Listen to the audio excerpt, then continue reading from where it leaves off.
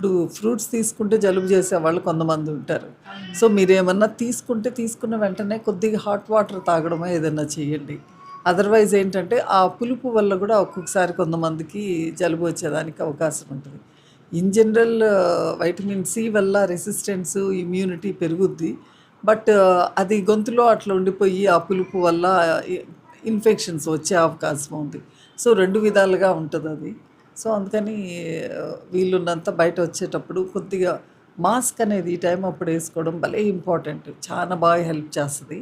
So, మీరు స్మాగ్‌లోకి వచ్చారనుకోండి పొగమంచులో, మీరు మాస్క్ ఏసుకున్నారంటే చాలా వరకు ప్రొటెక్షన్ ఉంటది. ఎస్పెషల్లీ గర్భిణీ వాళ్ళు మీకొచ్చే వైరల్ ఇన్ఫెక్షన్ వల్ల బిడ్డకి లోపల లోపలే ఇన్ఫెక్షన్ వచ్చి, అక్కడ పెద్ద సీరియస్ ఇన్ఫెక్షన్ లాగా గూడా మదర్‌కి అనిపించకపోవచ్చు. బట్ లోపల బిడ్డ మెత్తబడే అవకాశం ఉంటది.